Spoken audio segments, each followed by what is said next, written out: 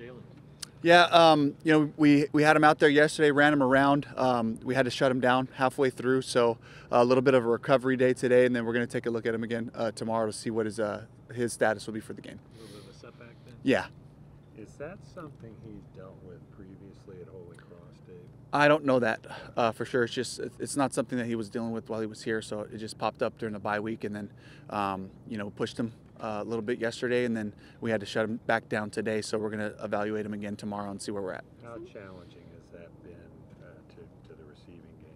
Yeah, you know, from a game plan standpoint, it presents challenges, but fortunately, you know, David Moore stepped in for him in the Kansas City game, and again last week, you know, guys that we count on, that we depend on, and Dan Chesina had his first career catch last week, you know, stepping in, so he's done a good job of being ready to play as well.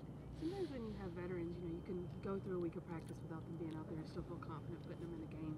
But what is your confidence level with a rookie or maybe with Jalen? Like, what do you need to see to go, even if you didn't practice a full week, I would feel okay? Yeah, just, you know, just the intent that he's into it, that he's working hard and trying to get himself ready, you know, and so he's done all those things. Again, this is just the physical thing that we have to deal with. Dave, you were around Davian in Seattle. I mean, what allows him to go through a week, not practice, and be ready on Sunday? You know, he just has a plan, and you know, he was really disciplined about that plan last year in Baltimore. You know, we talked about that coming in, like in terms of just getting him ready for Sundays. You know, and that's the part that, you know, he's done a great job of, just making sure that he's available to help us out. That said, would you expect him to play? I expect him to play right now. Yes. What about JT? Yeah, JT looked great again today, moving around. Had a great day yesterday, so we fully expect JT to play. Dave, we've seen a lot from this rookie class so far. What do you need to see from Crumedy to have him be active and behind the scenes? You know, it's just a group that's been playing really well together, so it's a matter of just availability to get him out there to see what he can do. And that's just, again, those conversations that the coaches have about, you know, who gives us the best chance to, you know, execute our first, second down, third down plan right now. Everybody good? Yep.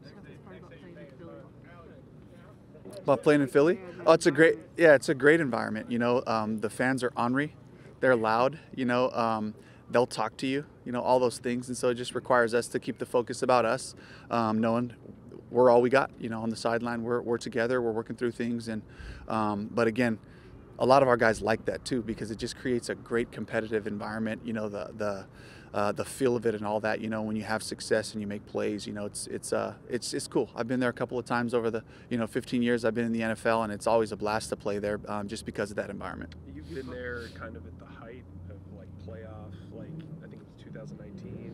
Yeah. And what do you remember like about playing in the cold there, playing with that fan base, but also just kind of the energy there?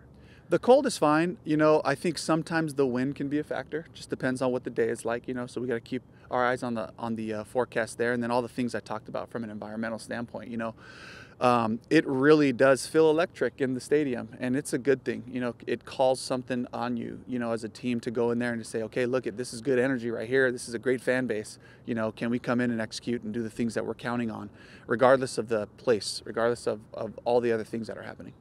You last one in Seattle, which is a really tough environment for teams to come into. How does Philly, though, compare with Seattle? I remember it just being the Seattle crowd is really loud. They sustain the noise, and that's kind of the hallmark of that place. You know, with Philly, it's the nature of the fans. You know, it's their ornery. You know, and they're speaking directly to you and calling people out by name, and like it's an educated fan base. You know, and certainly they've been playing football there a long time, so it's a great challenge. You know, and I love that for our guys to kind of feel those environments. You know, and to feel the stakes of it. You know, and the pride that place takes in the football. It calls you to be at your best.